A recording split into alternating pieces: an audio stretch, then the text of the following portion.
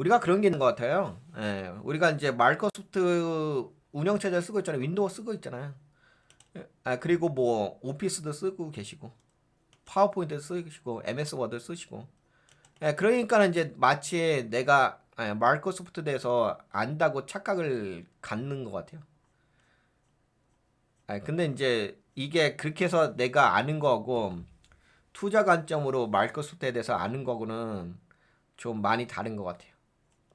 그냥 상식적으로 내가 아는 거고 투자 관점에서 아는 거는 좀 많이 사뭇 차이가 큽니다. 우선은 이 회사의 그 세그먼트 사업 부문 세 가지로 볼게요. 이 영어로도 있어. 프로덕티브 이렇게. 그래야 기업용 생산성 소프트웨어 사업 부문이 있어요. 여기에는 마르코 365가 좀 포함되고 아웃룩 이런 다 들어보셨죠. 그리고 인텔리전트 클라우드 여기는 이제 애저 다 들어보셨죠. 여기가 포함되는 거고. 그 다음에 퍼스널 컴퓨팅 여기는 이제 여러분들 아시다시피 윈도우 OS 그런 것들이 포함됩니다. 뭐 윈도우 OS다 보니까 라이선스 수익이 있기는 하겠죠. 그래서 근데 매출 비중을 보게 되면 인텔리전트 클라우드 이 부분이잖아요. 여기가 애저 부분이거든요. 여기가 이제 비중이 가장 커요. 매출 비중이 42%. 그 다음에 프로덕티비티 여기가 35%. 그 다음에 이제 요거 윈도우 OS 라이선스 쪽 25%. 근데 뭐 그렇게까지 큰 차이가 있어 보이진 않죠. 그래도 뭐 그럼에도 불구하고 네 인텔리전트 클라우드 이쪽 사업 부분이 매출 비중이 42%로 제 높은 편입니다. 그렇죠? 근데 여기가 뭐가 들어가 있냐면 애저가 들어가 있어요. 애저. 여러분들 그게 있어요. 제가 이거 좀 애저가 있고 코파일럿이라는 게 있는데 많이 들어보죠? 코파일럿하고 애저. 근데 여러분들도 아시다시피 이게 어떤 영역이 있냐면 마이크로소프트뿐만 아니라 아마존 아시죠? 아마존이라는 회사도 있고 그러니까 아마존 있죠? 아마존. 그리고 구글 알파벳이라는 회사도 있죠. 그리고 제미나이인가요? 제미니라든지. 그리고 다 이제 AI를 다 만들어서 쓰고 있잖아요. 아마존도 그렇고 뭐 알파벳도 그렇고 구글도 그렇고 그치. 그다음에 마이크로소프트는 뭘 쓰고 있죠? 마이크로소프트는 오픈 AI를 에다가 투자를 했잖아요. 지분 투자했잖아요. 그래서 또 오픈 AI에 대한 지분 수익도 있어요. 이 회사가 거기다 투자한 것도 있긴 하기 때문에. 근데 또 오픈 AI 이게 여러분들 그게 있어요. 뭐가 있냐면 뭐 예를 들어서 구글은 제미니라고 있잖아요. 그 AI 대형 언어 모델이 그게 있잖아요. 그리고 아마존은 엔트로픽을 쓰거든요. 그거 말고도 다른 것도 쓰긴 쓰는데, 그러니까 여기 마이크로소프트도 마찬가지야. 마이크로소프트가 오픈 AI만 쓰느냐? 아니에요. 오픈 AI만 쓰는 게 아니라 오픈 AI하고 그 다음에 자체 만든 AI 언어 모델이 있어요. 이 두 가지를 다 써요. 근데 이제 주력은 아무래도 오픈 AI가 주력이긴 하죠. 근데 여하튼 간에 이 두 가지의 그 AI 언어 모델을 씁니다. 사용을 합니다. 구글도 마찬가지예요. 알파벳도 마찬가지예요. 여기도 제미나이만 쓰느냐? 아니에요. 제미나이를 쓰고 또 다른 언어 모델 써요. 예. 그러면 아마존도 마찬가지야. 아마존도 그러면 엔트로피가 쓰냐? 아니에요. 엔트로피 쓰고 또 뭐 다른 것도 써요. 그러니까 우리가 알고 있는 그 언어 모델만 인공지능 AI 서비스로 하는 건 아닙니다. 그러면 결국에는 무엇이 하느냐 하면은 이 AI 언어 모델이 있잖아요. AI 언어 모델이 있고 뭐라 해서 예를 들어서 오픈 AI가 있고 그리고 마이크로소프트는 뭐가 있죠? 애저가 있잖아요. 근데 애저는 이제 기본적으로 얘는 클라우드예요. 클라우드 서비스를 제공하는 걸로부터 출발했습니다. 근데 이런 것을 오픈 AI라는 서비스를 하려고 한다면 클라우드 플랫폼이라는 게 필요한 거잖아요. 그래서 애저를 쓰는 거예요. 근데 이제 여기에 그 인공지능 서비스를 그 오픈 AI를 갖다다가 서비스를 해주는 거죠. 근데 여기에 대한 API가 있어요. 그 API 서비스를 활용하게 되면 애저가 마이크로소프트가 수익을 가져가요. 물론 본래 수익은 오픈 AI이긴 하지만. 예. 근데 아까 말씀드린 것처럼 마이크로소프트는 오픈 AI만 쓰진 않습니다. 자체에서 만든 AI도 있어요. 예. 그것에 의한 API 사용료를 받습니다. API 사용. 그러니까 여러분들 그리고 또 저것도 있잖아요. 코파일럿이라는 거 있잖아요. 예, 코파일럿. 근데 코파일럿은 뭐 다 아시다시피 뭐 마이크로소프트 365라든지 뭐 파워포인트 이런 거잖아요. 예, 거기에 이제 뭘 갖다다 붙이냐면 AI를 갖다다 붙인 거잖아요. 다 이거 오픈 AI를 갖다다 붙이고 아니면 이제 자체 AI 언어 모델이 있습니다. 네, 그걸 갖다다 붙이는 거거든요. 근데 단지 이제 그거를 오피스 제품에다가 매핑을 시킨 거죠. 그것이 코파일럿이고, 그러니까 여러분들 쓰시는 오피스에서 쓰시는 거 있잖아요. 그게 코파일럿인 거고, 애저란 것은 이제 클라우드 플랫폼을 애저라고 보시면 될 것 같아요. 단지 이거 쓰실 때 이게 이런 거잖아요. 뭐가 있냐면 그 AI란 것은 예를 들어서 뭐 오픈 AI라고 있습니다. 알겠죠? 근데 이걸 쓰기 위해서는 그냥 오픈 AI에다 접속해가지고 쓸 수도 있지만 이렇게 쓸 수도 있잖아요. 겉모습이 뭐냐면은 여기에 애저가 있을 수 있잖아요. 애저를 사용하다가 오픈 AI를 쓸 수 있는 거죠. 그러니까 오픈 AI를 쓴다는 게 아니라 인공지능 서비스를 쓸 수 있는 거잖아요. 그리고 코파일럿, 예, 마이크로 365, 파워포인트, MS 워드 이런 거 쓰다가 오픈 AI의 기능을 쓸 수 있는 거잖아요. 그래서 결국에는 이 뭐랄까 프론트 단 있잖아요. 이 프론트 단이 마이크로소프트의 제품이에요. 마이크로소프트의 제품입니다. 단지 이 인공지능을 오픈 AI에 쓰냐 아니면 자체 AI 언어 모델이 있거든요. 그걸 쓰느냐. 근데 그걸 쓰기 위해서는 뭘 연결하죠? 이걸 쓸 수 있는 어플리케이션 인터페이스를 쓰잖아요. 툴킷을 쓰잖아. 그거에 대한 사용료를 받아요. 앞단이니까, 그치? 그건 거기서 뭘 해요? 수익을 내는 거예요, 수익을. 그러면 이해가 되셨죠? 예. 요거를 알고 계시면 좋을 거예요. 애저하고, 예, 코파일럿에 대한 이 관점.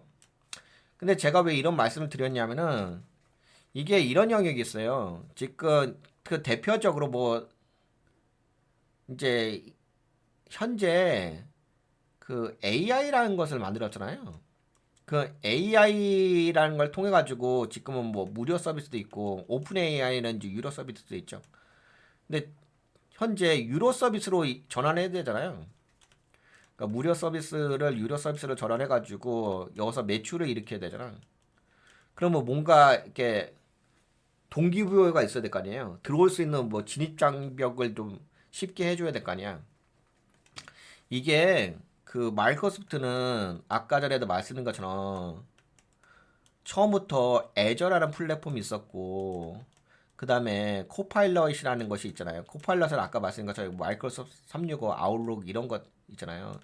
이런 게 있었고 애저라는 플랫폼이 있었고 이 사용자들이 있잖아요. 기존의 사용자들이. 그러니까 이 기존의 사용자들이 자연스럽게 AI를 쓰게 되는 거예요. 그 구독 모드를 통해 가지고 AI를 쓰게 되는. 그러니까는 마이크로소프트가 AI를 통해 가지고 애저를 통해 가지고 수익을 내는 거야. 이렇게 되어 있어요. 쓸 수밖에 없는 환경이 되어 있죠. 끼어 팔기 있잖아. 끼어 팔기. 그러니까 예를 들어서 그러잖아. 예를 들어서 내가 그냥 마이크로소프트의 오피스 제품이 마이크로소프트 365를 쓰고 있었는데 그냥 이런 이제 문서 기반 파워포인트라든지 MS 워드를 쓰고 있었어요. 아웃룩이라든지 쓰고 있었는데 여기서 내가 더 편하게 AI 기능을 쓰고 싶어. 이 문서 자체에서 AI 기능 써가지고 문서를 더 좋게 보고서를 만들고 싶어. 그럼 여기다 그냥 링크만 걸어놓으면 될 거 아니에요. 그러니까 매핑만 시켜놓으면 될 거 아니에요. 그러면 이 접근 방법이 쉽잖아요.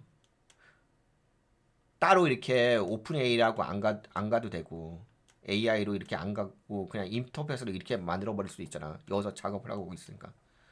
똑같이 예, 그렇죠. 이렇게 되어 있어요.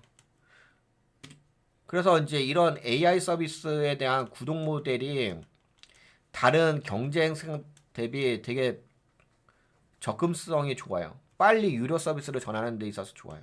비즈니스 모델이. 근데 예를 들어서 뭐 아마존 AWS 있잖아요. 아마존의 그 클라우드 서비스. 이거는 그냥 말 그대로 인프라 서비스잖아요.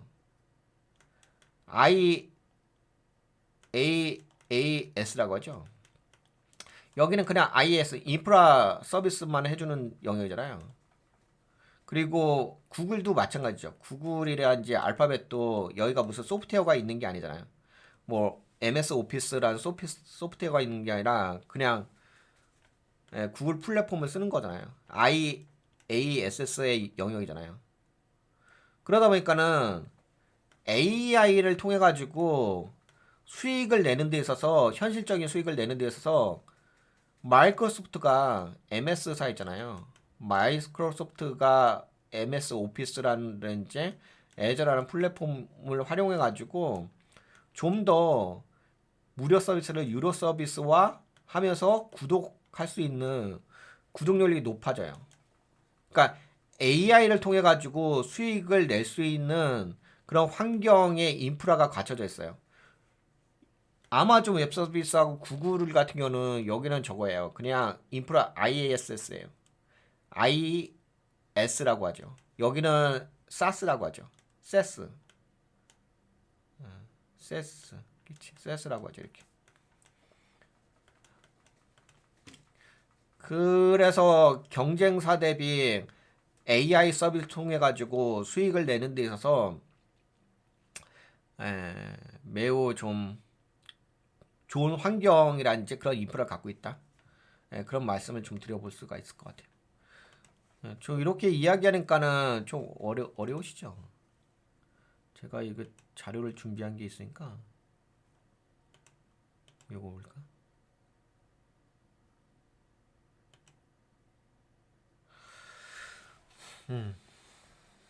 이거 보면 좀 이해가 되실 거긴 합니다. 네, 현실적으로도 마이크로소프트의 AI 매출 성장률은 네, 아마존 웹 서비스 AWS하고 알파벳, 구글 클라우드보다는 네, 높은 편입니다. 그렇죠? 그 이유는 단순한 인프라 IaaS 수준이 아닌 코팔렛 중심의 SaaS 수익화 모델과 광범위한 소프트웨어 생태계 통합을 통해 AI 기능을 실질적인 매출로 연결하고 있기 때문입니다. 그래가지고 보시게 되면은 되어 있죠. 그 봐보세요. 클라우드 매출 보게 되면은 마이크로소프트가 애저 포함해가지고 255억 달러죠. 예.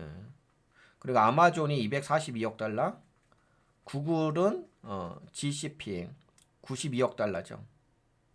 성장률을 보시게 되면 작년 대비 성장률이 마이크로소프트는 31%, 그리고 아마존은 성장이 13%, 구글도 26% 있네요. 그 대신 이제 클라우드 매출이 92억 달러죠. 네, 마이크로소프트의 애저는 AI 기반 기능이 매출 성장에 직접적으로 기여하고 있다. AWS, 아마존 웹 서비스 AI 기술은 빠르게 도입했지만 매출 구조 반영은 제한적이다. 구글 클라우드는 제미니 공개로 기술은 빠르지만 AI 매출 구체화는 아직 초기 단계에 이른다.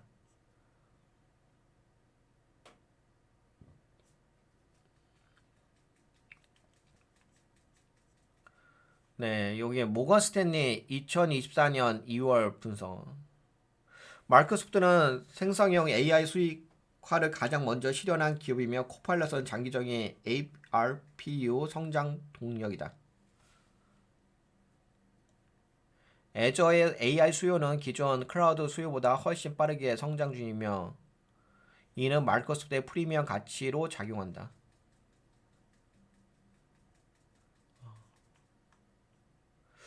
그래서 여기 보시게 되면 마이크로소프트 AI 매출 직접 기여도 있다. 코팔렛 등 유료 판매 중. AWS는 미약하다. 과금 초입 단계. 알파벳, 구글 초기 워크스페이스의 통합 중에 있다. 워크스페이스를 통해 가지고 AI 서비스를 제공하려고 하는 거죠.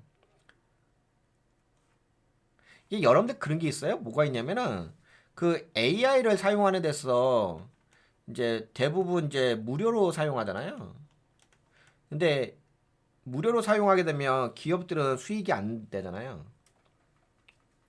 그래서 유료로 전환돼야지 이게 기업들이 수익을 매출을 일으킬 수 있는 거잖아. 그러니까 내가 AR 서비스를 통해 가지고 내가 돈 벌려고 그 인프라를 구축하는 거잖아요. 그러면은 어떤 영역이 있냐면은 그 AI를 내가 유료로 써야지만 되는 목적성이 필요해요. 목적성이 필요해. 그러니까 AI가 있다고 해가지고 그것이 바로 수익으로 나오진 않거든요. 이것이 처음에는 아니 처음에 무료가 아니라 계속 무료긴 하잖아요. 무료인데 이것을 유료로 만들어야지만 이 마이크로소프트라든지 아마존 웹서비스라든지 알파벳이 여기서 매출을 일으킬 거 아니에요.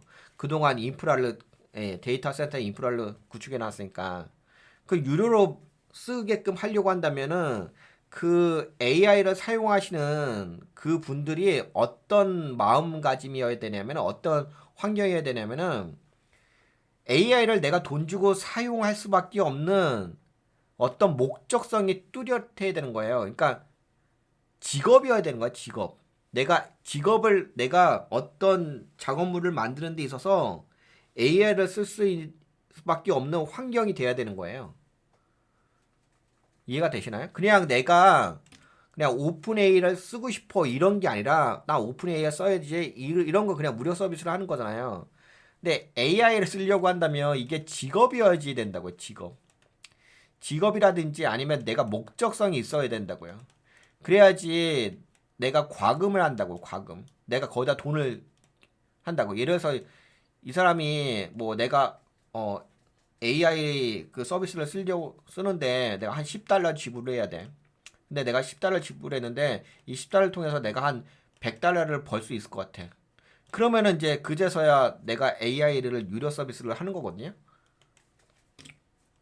그러니까 무슨 얘기냐면은 뭔가 AI 서비스를 반드시 내가 유료 서비스로 결제할 수밖에 없는 환경이 만들어져야 되는 거예요. 근데 그런 환경을 마이크로소프트는 어, 마이크로소프트 365라든지 파워포인트라든지 MS 워드라든지 기타 등등 또 개발 툴이라든지 이런 걸 통해 가지고 그 사람들이 AI를 쓸 수밖에 없는 그 소프트웨어들이 있잖아요. 그 툴을 예를 들어서 개발자들이 그 뭐 비주얼 스튜디오라고 있어요. 그런 소프트웨어를 쓰는 이유가 있을 거 아니에요. 그걸 써갖고서 프로그램 개발해가지고 돈을 벌려고 하는 게 목적이잖아요.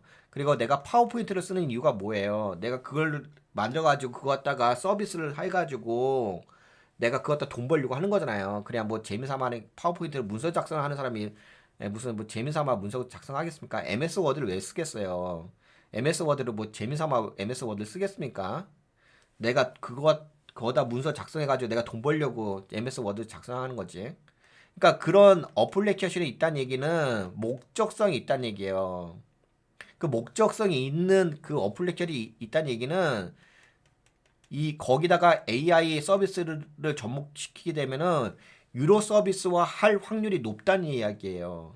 근데 마이크로소프트는 그런 목적성이 있는 애플리케이션들이 되게 많이 있잖아요. 개발 툴도 있고 그냥 오피스 제품도 있고 그게 오피스 제품이 뭐 불법 복제 이런 거 말고요.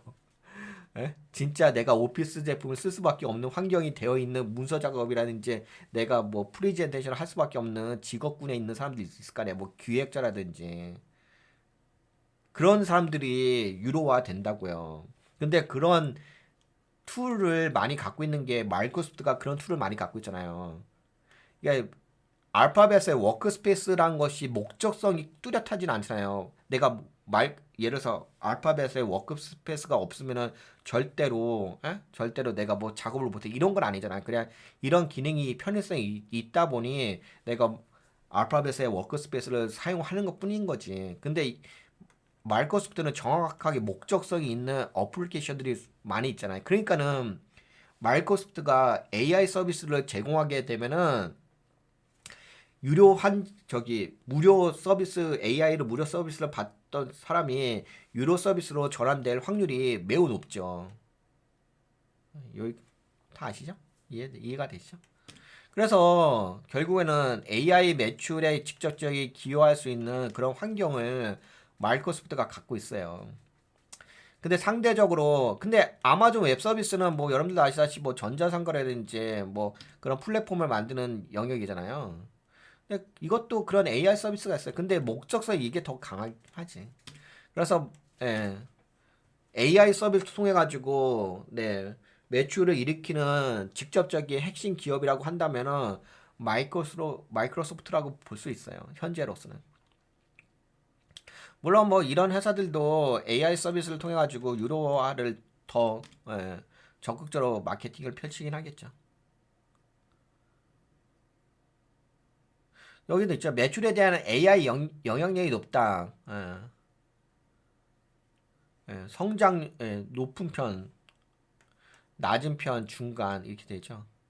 그리고 여기 보시게 되면 사스, 세스라고 하죠. 세스 이게 있어요. 이게 용어가 좀 낯설 수가 있는데 용어 이게 좀 낯설죠. 그래서 이게 쉽지는 않아요. 여러분들 이해하시기가 만만치는 않은 영역이긴 해요. 우리가 뭐 마이크로소프트를 쓴다고 해서 아실 것 같은데 만만치는 않습니다. 이게 IS라고 하거든요. 이게 발음이 IS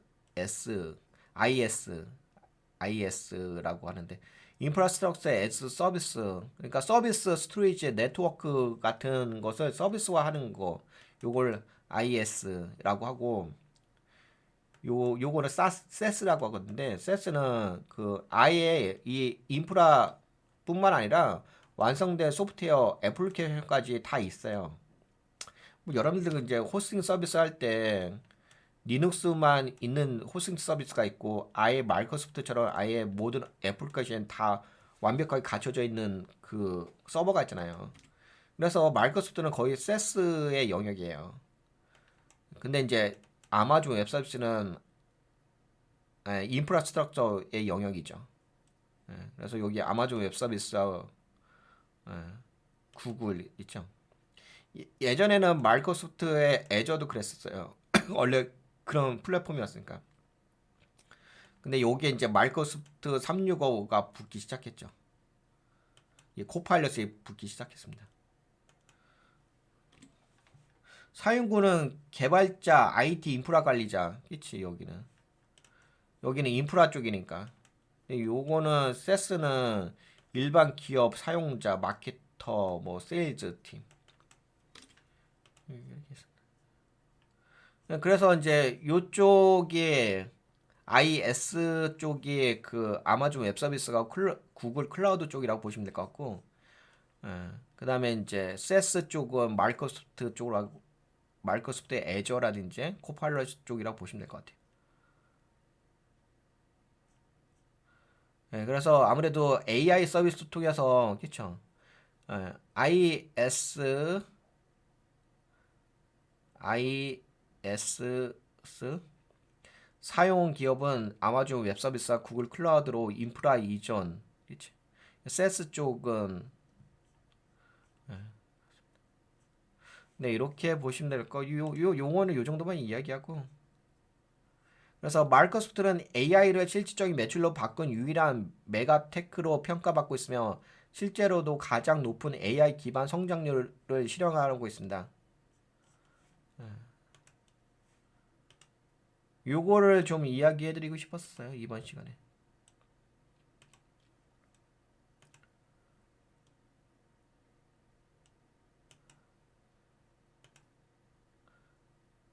요 정도 이야기해드리고 또 이야기해드릴게. 여기 이것도 한번 볼까요?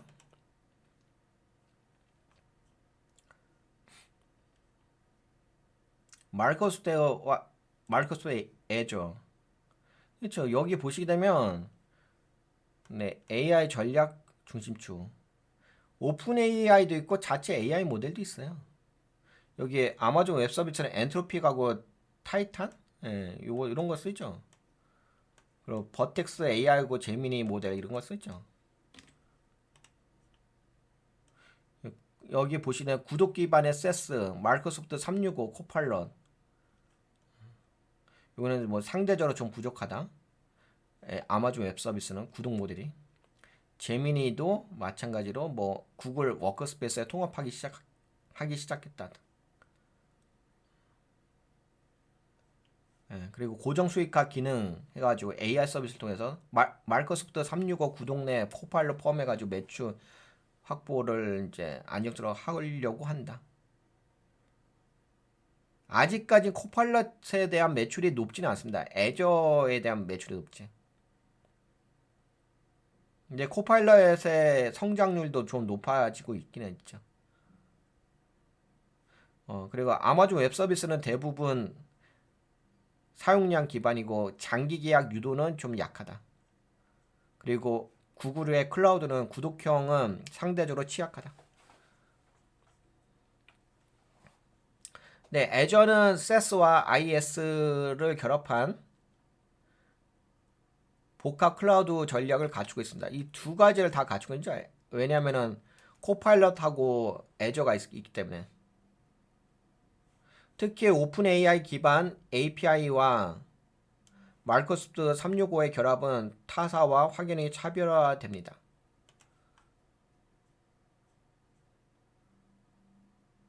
그래가지고 이런 구독 모델 서비스를 제공하고 있다. 그렇습니다. 이 정도면 좀 느낌이 오시나요? 감이? 이런 서비스를 하고 있어요. 그래서 제가 보기에는 AI를 통해 가지고 유료 서비스를 통해서 매출에 대한 성장이 가장 안정적인 기업이라고 한다면은 마이크로소프트가 아닌가 싶어요. 물론 다른 회사들도 AI 서비스 통해 가지고 성장하고 있긴 있지만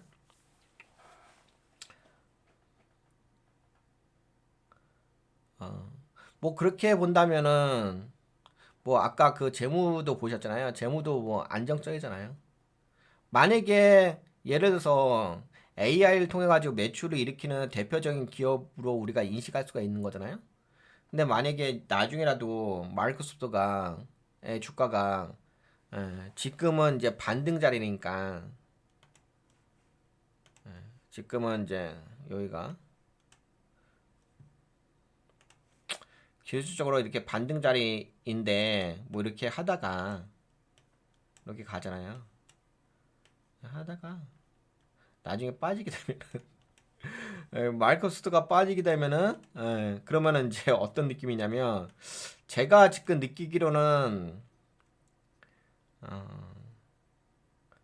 AI의 대표성이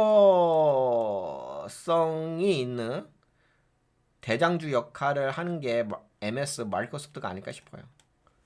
그 예를 들어서 이제 마이크로소프트가 주가가 하락을 한다. 나중에라도 혹시 지금은 이제 반등 자리지만 이게 하락상격 형태로 가지고 여기 지지라인을 다시 한번 깨면서 빠진다라고 한다면은 그러면 이제 어, 그러면 뭐 안 좋겠죠. 그러면 이제 AI 산업군에 있는 기업들도 좀 같이 하락 동반 하락하지 않을까? 쉽습니다. 그래서 제가 보기에는 마이크로소프트를 AI의 대장주로 좀 보고 그렇게 좀 인식을 하고 앞으로 마이크로소프트의 흐름을 더 면밀하게 좀 살펴봐야 되지 않을까 싶어요. 예를 들어서 그런 게 있잖아요. 그 GPU의 그 대장주라고 한다면은 엔비디아잖아. 근데 엔비디아는 약간 그 GPU 반도체 쪽이잖아요. 그러니까 AI 반도체의 대장주라고 한다면은 예, 엔비디아, 그치? 근데 AI의 대장주가 뭘까라고 했을 때 AI 대장주는 마이크로소프트라고 전 봅니다. 저는 처음에 그 생각도 했어요. AI 대장주가 그러니까 AI라는 것은 이제 언어 모델이잖아요. 그러니까 AI 서비스. 근데 여기에 대장주가 오픈 AI가 돼야 되는데 근데 오픈 AI는 아직까지 비상장 회사잖아. 그렇다고 한다면 오픈 AI의 그 지분을 갖고 있는 마이크로소프트가 대장주 역할을 할 수 있죠. 근데 저는 실제적으로 그 오픈 AI를 통해서 이 AI 모델 쓴다는 것뿐인 거였지. 과연 이걸 통해 가지고 AI란 걸 통해 가지고 매출의 증대라든지 재무의 실적을 받쳐줄까 싶었었는데 실제적으로 받쳐주더라고요. 그러니까 실제적으로 수익을 내는 데서 인프라를 갖고 있더라고요. 뭐 나중에 오픈 AI가 상장되면 또 다른 이야기가 되긴 하겠지만 오픈 AI가 상장되기 전까지는 마이크로소프트가 AI 기업의 대장주 역할을 할 듯 싶습니다. 그래서 앞으로의 그 마이크로소프트의 행보를 예의주시할 필요가 있지 않을까? 그렇게 좀 생각되어집니다. 그냥 뭐 이거는 공매도 살짝 볼까요? 공매도 비중은 뭐 이렇게 증가했냐? 예전보다 18, 20, 뭐 공매도 주문 수량도 증가했네. 근데 그래도 올라가는 겠지. 미상한 잔고 수는 뭐 예. 미상한 잔고도 약간 증가한 건 있다. 그래도 좀 올라가네, 그죠? 네, 여하튼간에 그렇게 좀 볼게요. 아이고. 네, 그러면은 마이크로소프트에 대한 사업 비즈니스 모델에 대해서는 여기까지 좀 이야기할까요? 여기까지 좀 이야기해 보도록 하겠습니다.